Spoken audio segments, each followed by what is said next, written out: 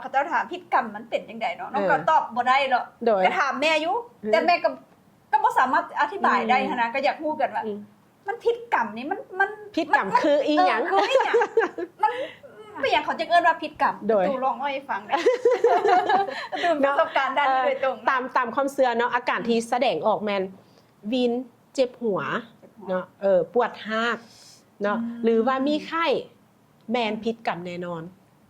ถูกต้องบ่เนาะพิษกรรมผู้เฒ่าเพิ่นว่าพิษกรรมแต่ความจริงเนาะมันจะเกิดจากหลายสาเหตุเนาะคือ1แม่นเรื่องสารอาหารที่เฮารับเข้าร่างกายบ่เพียงพอขาดสารอาหารเนาะอันที่2มาเฮาบ่มีความรู้นอนบ่พอขาดการพักผ่อนขาดการพักผ่อนเมื่อยบ่เมื่อยเลยวินเนาะคนทำแข็งแรงเนี่ยแล้วขอถามขึ้นเบิ่งคนธรรมดาซะเนาะให้เฮากินข้าวประมาณ3มื้อซะซะอิ่วกับหมูฝอยกินได้บ่บ่ไหวค่ะบ่ไหวเนาะแถมนอกจากการกินซะอิ่วกับหมูฝอยแล้วจังมาต้องปั้มนมลูกต้องเลี้ยงลูกเบิ่งลูกกลางคืนทั้งขาดสารอาหารคืนก็ต้องมีลูกมาเบิ่งลูกนะเอาลักๆซะผู้เป็นพ่อซะเนาะผัวซะเนาะถ้าว่าให้เจ้าปฏิบัติแบบนั้นเจ้าเมื่อยบ่โอ้โคตรลักอะเมื่อยเราบ่ได้เกิดลูกแล้วเมื่อยแบบนั้นเราผิดกรรมบ่เนาะแม่นบ่เราบ่ได้ผิดกรรมแม่นที่จริงมันก็ถึกเด้เนาะเขาจะกินแต่แบบเดียวกันซ้ำๆเฮาเบื่อสารอาหารโดยก็คือหลักสูตรสากลเพิ่นแนะนำกินอาหารครบ5หมู่ต้มให้สุ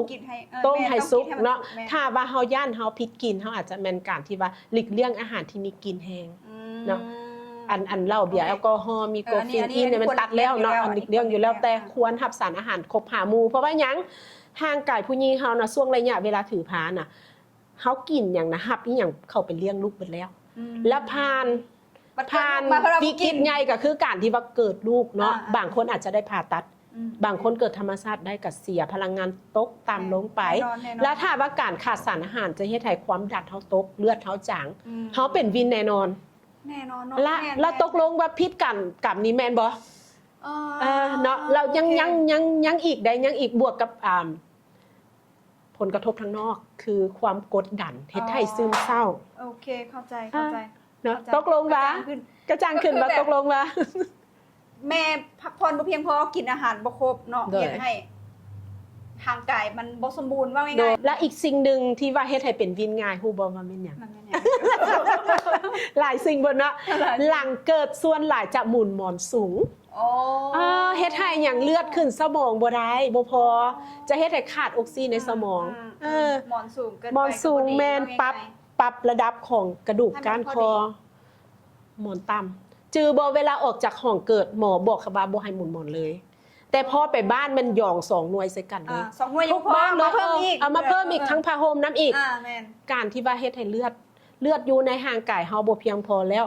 ขึ้นไปสมองบ่เพียงพอให้ได้ขาดออกซิเจนในสมองเป็นวินได้เจ็บหัวโอเคเนาะ